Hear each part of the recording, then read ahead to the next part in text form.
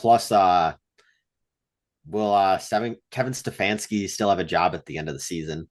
I think Stefanski's a good coach, but I I think he mean, does too, but you can't go this many losing seasons and continue to keep your job. in most places, yeah. I don't know what that's supposed to mean, you fucking dickhead. Should we just go into the next one? Is this what you want? Sure. I want your comments first. I mean,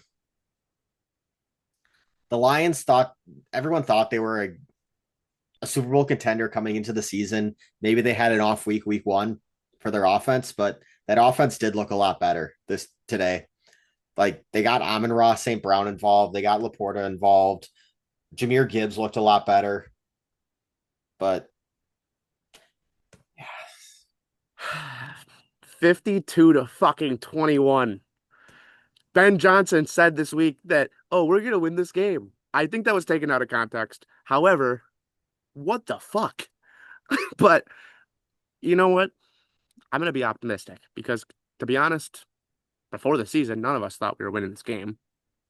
There's not a single person with a real brain in Chicago that's not 15 Miller Lights deep that's saying, yeah, Bears go to Detroit week 2 with a new system and a young quarterback and uh, tell them you don't have your top or your second corner. Your top corner is going to get re-injured the first drive of the game. Yeah, you guys are still going to win the game, right? No, no person in their right mind should say that.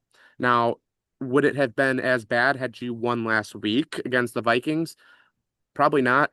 Um, but I mean, I think a lot of people, myself included, did say that this team would probably start 0-2 realistically a couple months back. Now, the way that they've lost these two games does change the tone a little bit for sure. But I think a lot of people going into next week did say, oh, the Cowboys, we could probably beat them. Then week 4, you have the Raiders in Vegas. Yes, the Raiders looked better than what a lot of people thought they'd be going into the season, but we have to see what they're going to look like tomorrow on Monday Night Football. I don't know if the Raiders are that legitimately good. Obviously, they're coached a little better because Pete Carroll is a great coach, but we're going to have to see what happens. If you get to the bye week in week 5, 2-2, that's exactly where we thought we'd be. Also, Caleb Williams, let's talk about it. He didn't play that bad. I mean, he had a terrible interception. That ball needs to get 15 yards out of bounds. I don't know, because it looked like he was throwing it away. Why are you throwing that ball anywhere near the field? Throw that ball 15 yards out of bounds. Throw it into the stands. Who cares? That ball wasn't going anywhere. You Roma Dunze played really, really well until he didn't. All of a sudden, he couldn't catch the ball. DJ Moore, I'm sick and tired of it. He looks like he's not wanting to play here. You just signed a huge extension when they were on Hard Knocks. Shut up and play football. I I think he's a great wide receiver when his head's in it, but he is one of the biggest divas the Bears have ever had at this position. And when you have a young quarterback who looks 20 times better than he did to start last season, if we're comparing the two, I don't see why this fan base is so let's get down on Caleb. Let's get down on Ben Johnson. If he loses the first 9 games, if he goes winless in the first 11 games, maybe he only wins his first 5 or he only wins 5 games this season as a head coach in Ben Johnson. Guess what? It's not the end of the world. Guess I'll give you a chance. What head coach in the league right now went winless in his first 11? I have no idea. Dan Campbell. What head coach started off 0-9? The reason I say Dan Campbell winless in the first 11, he went 0-10-1. But which NFL head coach lost his first 9? Guessing Dan Campbell. Kyle Shanahan. Oh, What legendary head coach in his first season in New England as a Patriots coach only won 5 games his first season? Bill Belichick. Bill Belichick. Guess what happened the next season? He wins a Super Bowl. Am I saying the Bears are winning a Super Bowl? Am I saying that Ben Johnson is going to be those guys? No. But you don't know until this thing kind of is able to get a full system in. Yes, Caleb needs to play better. he needs to have more than 212 yards or whatever he had. But guess 207. what? That's another that the Lions looked really, really good today because they're a really, really good team. Yeah, the Packers embarrassed them and Packers made them look so bad. We don't know what happened.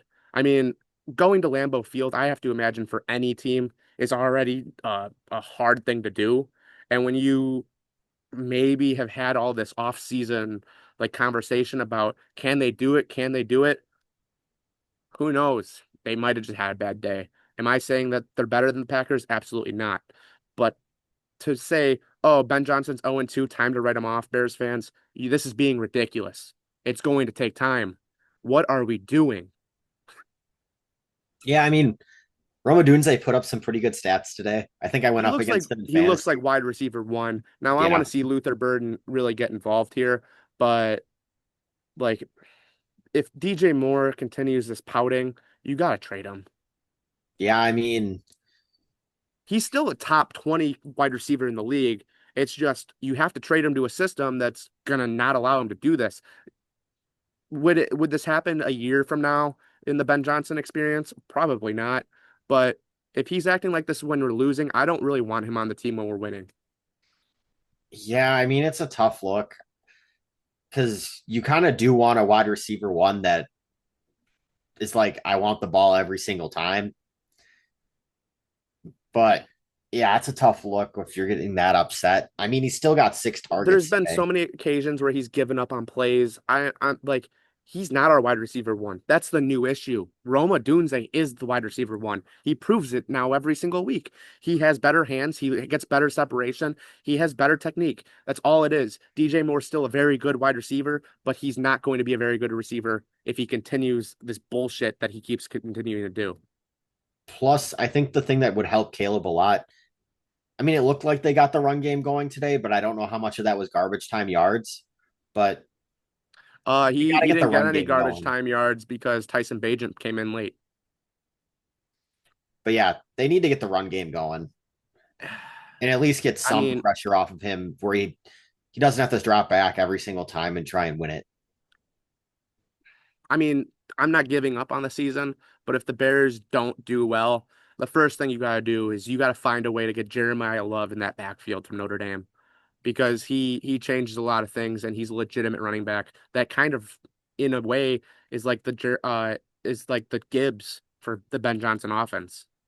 Yeah, it'd be nice if they got a for at least them. I mean, DeAndre Swift's a solid third down back, but I don't think he should be your running back one for any team that wants to compete. I mean, it's There's a whatever. reason the Lions were okay with letting him go. His touchdown was late game, and you could tell the Lions kind of just let him in. Um, so Yeah. I I'm mean, ready. I'm ready to move off of DeAndre Swift, but only if it makes sense.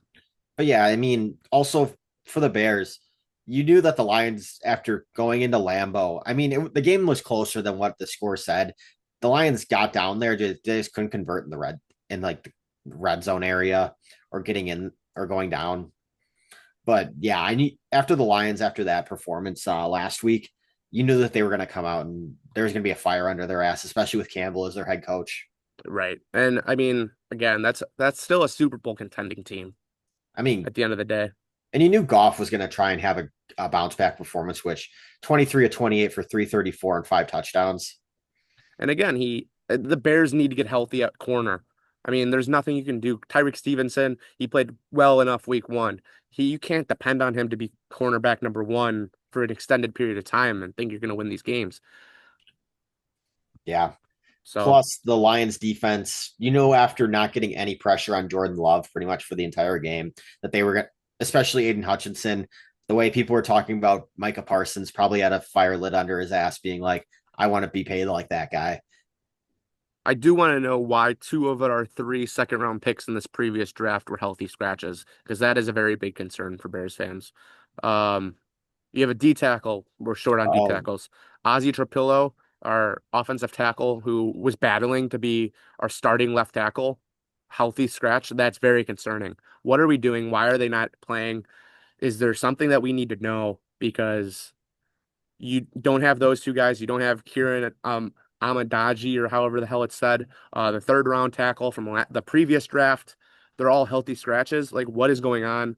Um, and Colston Loveland has been invisible. So I don't know where he's been. Cole Kmet hasn't been in the offense yet. And I know that's Ben Johnson's kind of bread and butter is tight end play. So like there's got to be something happening here. Yeah, it's kind of weird that between the two tight ends, they had to combine 3 targets, And I think both of those or I know at least two came from Tyson Bagent late in the game. So which there's gotta be questions asked. There's gotta and be and young you know what quarterback's best friend is a tight end. And I will They, say, I watched the post game interviews for both Ben Johnson and Caleb, and both of them are taking accountability. That is something that I feel like has not happened in Chicago in a very long time.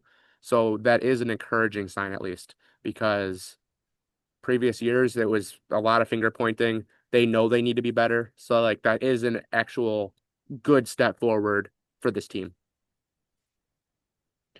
All right, we're going to take a quick break. This break's going to be sponsored by Bucked Up. We'll see you guys on the other side.